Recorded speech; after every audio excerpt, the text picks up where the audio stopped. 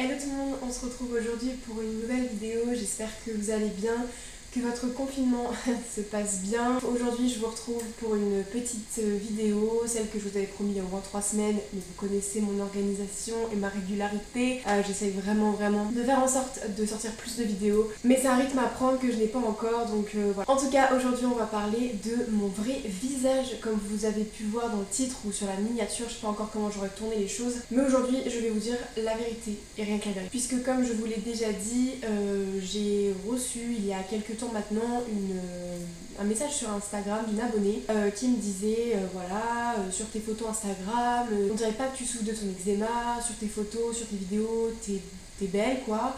Donc voilà, on dirait pas trop que t'en souffres, etc. Si je vous retrouve le message, je vous mettrai la capture d'écran quelque part. Évidemment, le nom restera anonyme puisque je pense que cette personne, quand je lui donnerai la douzaine, je pense, la façon dont elle s'exprime et dont elle écrit. Mais voilà, c'est une fille, je pense que c'est une fille qui est assez jeune et c'est vrai que le recul qu'on peut avoir, nous, personnes de 20 ans et plus, et ben cette petite fille n'aura pas ce recul-là et elle ne pourra pas se dire oui, mais c'est que Instagram, c'est que les vidéos et ça reflète pas vraiment la réalité.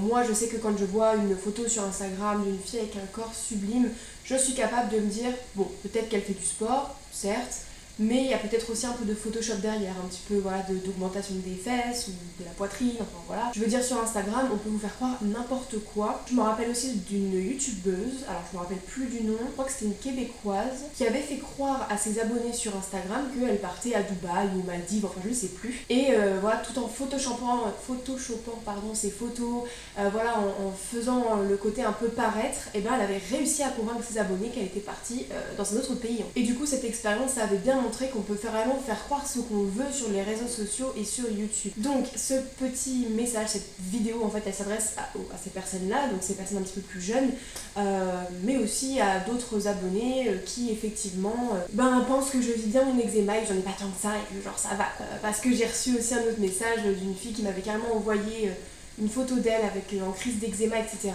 Et je me suis rendu compte que bah voilà, cette abonnée-là, elle se livre à moi, elle m'explique un petit peu son mal-être, etc. Et moi, j'en fais pas autant avec vous, alors que pourtant ma chaîne est spécialisée sur l'eczéma. Donc à partir de maintenant, je vais vraiment essayer d'être transparente, essayer de poster plus sur Instagram des photos où je suis en crise d'eczéma, etc. pour vous montrer la réalité en fait de ce que c'est. Le premier aspect que je voulais aborder sur cette vidéo, c'était le côté de je choisis ce que je vais mettre. C'est-à-dire que, alors ça arrivera peut-être à l'avenir, mais je ne me vois pas vous tourner une vidéo ou poster quelque chose sur Instagram où j'ai l'œil qui a triplé de volume, où je suis en pleine crise et que je suis super rouge, ou que j'ai la peau sèche, etc. Ça c'est la première chose. Je vais pas... le but des réseaux sociaux en général, c'est de montrer la meilleure facette de soi, la meilleure image de soi. Alors après c'est la culture un petit peu du physique parfait, etc. Enfin, voilà, vous connaissez, je vais pas rentrer dans ce débat-là. N'empêche qu'on est tous un peu plus ou moins conditionnés là-dessus. On a tous envie de poster une jolie photo sur Instagram, de faire une vidéo où on est joli dedans, où on est beau dedans, enfin voilà. Je veux dire, quelqu'un qui se lève le matin et qui se trouve pas beau, alors je parle pas forcément de crise d'allergie ou quoi, mais quelqu'un qui se lève et qui se dit tiens, aujourd'hui j'ai une petite tête et tout, enfin voilà, il va pas aller faire son meilleur selfie et le poster sur Instagram. Techniquement, c'est pas comme ça que les gens se comportent. Après, il y a des comptes Instagram de body positive, un petit peu le vrai corps des femmes, ou je suis des comptes body positive, ça c'est super, c'est trop bien, c'est une trop bonne initiative parce qu'encore une fois, ça montre la réalité en fait. Mais dans le comportement humain général, conditionné par la société, c'est que voilà, on va poster quelque chose qui nous met en valeur. Le deuxième point que je voulais aborder avec vous, c'est que les photos et les vidéos ne reflètent pas forcément ce qui se passe sur ce visage. Effectivement, les photos et les vidéos ne vont pas ressortir. Enfin voilà, ça m'est déjà arrivé de filmer une vidéo et tout simplement d'avoir la peau très sèche ou très rouge. Sauf que la qualité de la caméra, j'ai quand même une assez bonne caméra qui fait HD, etc. Et avec la ring light, ça montre pas les défauts.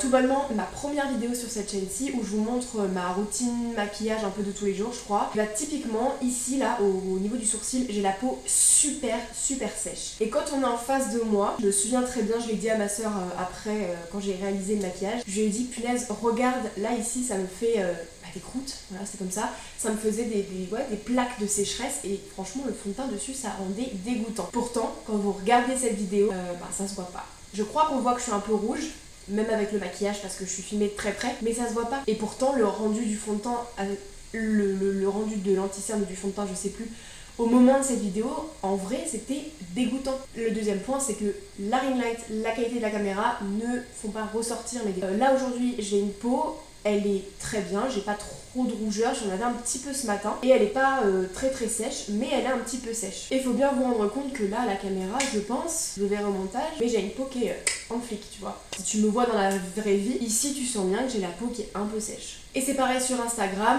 la photo elle ne reflète pas forcément toute la rougeur, etc. C'est sûr que si je me prends en photo devant la lumière naturelle, sans filtre, sans rien, tu vas voir mes rougeurs. Typiquement cette photo là, que je vous ai déjà montré dans une autre vidéo je crois. Typiquement cette photo là, je suis devant la baie vitrée, devant la vitre de chez moi, dans la cuisine. Et typiquement, il y a bien la lumière naturelle qui arrive sur moi et j'ai pas de filtre, j'ai rien, c'est pris avec l'appareil photo de mon téléphone. Et tu vois bien que les rougeurs elles ressortent alors que j'aurais pris une photo sur Snap avec un petit filtre sympa et tout, on n'aurait rien vu. Les appareils numériques ne peuvent pas retranscrire à la perfection ce qui en est de notre peau.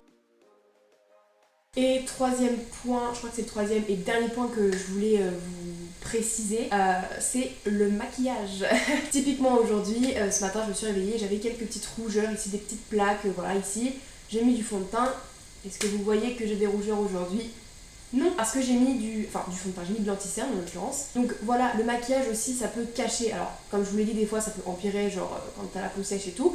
Donc voilà, gardez bien en tête que il y a 3 points essentiel à prendre en compte quand on regarde une vidéo, une photo sur Instagram ou sur Twitter, enfin les photos en général. Premièrement, la qualité de l'appareil avec quoi ça a été pris, ça peut tout changer. Enfin voilà, le numérique ne reflètera jamais à 100% la vraie vie. Ce que l'œil humain voit, l'appareil ne pourra pas le retranscrire. Donc ça c'est à prendre en compte. Deuxième chose, le maquillage. On peut faire beaucoup de choses avec le maquillage, on peut cacher beaucoup de choses, etc. Et troisième chose, c'est que la personne ne va pas volontairement poster une photo ou pas à son avantage. C'est quelque chose que je pense faire un peu plus sur mon Instagram, etc. J'ai déjà posté des photos où je suis en crise d'eczéma, mais c'est pas incroyable. On va commencer aujourd'hui. Je vais vous montrer une vidéo que j'ai filmée. C'était le jeudi 12 octobre. Ça a été ma dernière grosse crise. Là, en l'occurrence, c'était pas une crise d'eczéma à proprement parler, c'est une crise d'allergie. Donc, ce que je dis dans la vidéo n'a pas d'importance. J'étais en train de communiquer avec une copine, donc voilà, je vais couper le son du snap. Mais je vous passe un extrait ici où je vous mettrai en plein... pour que tu vois bien. Mais ouais, je vous montrerai une vidéo où je suis extrêmement gonflée à ce niveau-là. Je vous en avais déjà parlé dans la vidéo routine soin miracle où je vous disais que j'avais fait une crise d'allergie récemment et j'étais vraiment très gonflée ici. Alors normalement, moi, c'est les paupières. Mais ce jour-là, je sais pas pourquoi, je me suis réveillée et j'avais tout là ici qui était très gonflé. Donc j'avais les yeux qui étaient comme ça. Et voilà, de toute façon, je pense que là, depuis quelques temps, je suis en train de mettre la vidéo en même temps que je suis en train de parler et de vous expliquer. Vous voyez bien sur la vidéo que j'ai des tout petits yeux parce que tout ici s'est gonflé. Et ça, je l'ai gardé pendant 3 jours. Et ça ne dégonflait pas. C'est-à-dire que j'ai mis... des cuillères au frigo, j'ai pris un peu de cortisone, oui c'est pas bien et je reviendrai aussi sur ce sujet là. J'ai fait tout ce qui était possible et en fait ça a juste dégonflé avec le temps et tout ce que j'ai fait n'a servi strictement à rien. Et en plus de ça j'ai voulu faire des cuillères et tout, donc du coup au final j'avais la peau rouge alors qu'au départ je l'avais pas. Et je sais pas ce que j'ai fait, je pense que c'est une crise d'allergie mais alimentaire. Mais je sais pas trop parce que j'ai rien mangé de ce à quoi je suis allergique ce jour-là, je m'en souviens, donc je sais pas.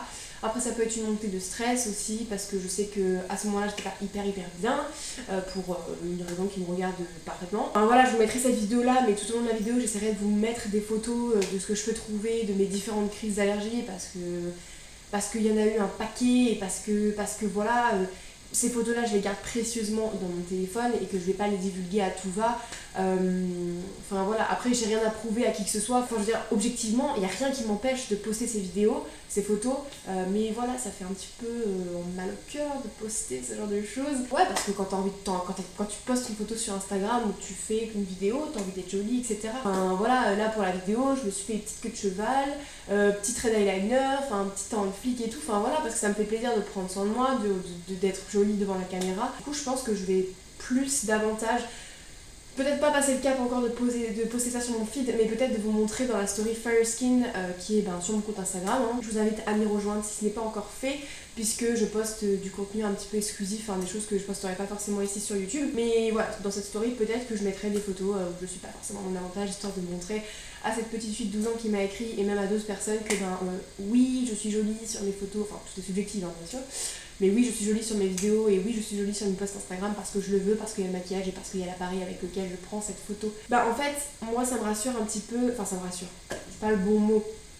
Mais je me dis que je suis pas toute seule. Quand j'ai reçu la photo de cette personne qui était en crise, je me suis reconnue en elle en fait. Et c'est pas que ça fait plaisir, hein, c'est pas que ça fait plaisir ou que ça rassure, mais je me dis ouais, je suis vraiment pas toute seule quoi.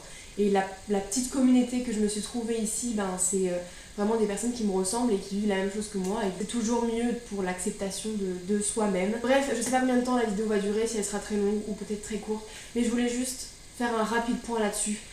Juste pour vous dire que non, je vis la même chose que vous et que si vous avez envie de m'écrire, de me donner un petit DM Insta, etc.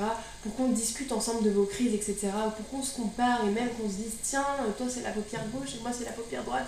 Enfin, vous voyez ce genre de délire. On se rassure comme on peut.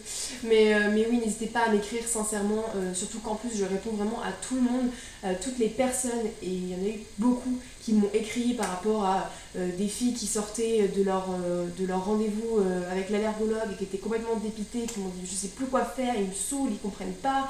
Ces filles qui m'envoient leurs photos, leurs vidéos en crise d'allergie, qui me disent regarde, je suis défigurée, je m'en sors plus, etc. Moi, je me dis, mais j'aide ces personnes. Et effectivement, j'ai répondu à tout le monde. Et les filles ou les garçons à qui j'ai répondu, ça a plus ou moins marché. En tout cas, ils ont trouvé un petit peu en moi une solution, une autre solution, ou une autre porte de sortie à emprunter, le temps de trouver mieux ou le temps de trouver ce qui manquait en fait à ces crises en fait finalement. Donc voilà, n'hésitez vraiment pas à m'écrire. Moi, ça me fait du bien et ça me fait plaisir de vous aider, surtout parce que c'est ce que je fais ici sur YouTube, c'est principalement ce à quoi je sers entre guillemets sur cette chaîne, donc vraiment n'hésitez pas. Je vous réinvite à me suivre sur Instagram pour suivre mon contenu Fire Skin un petit peu exclusif, des choses que je poste, des tests de produits, etc. D'ailleurs, je vais vous faire une story très bientôt sur un test de produit que j'effectue depuis près de 2 mois maintenant, donc je vais vous faire un petit bilan et croyez-moi, je vous suggère vivement d'aller voir ce post.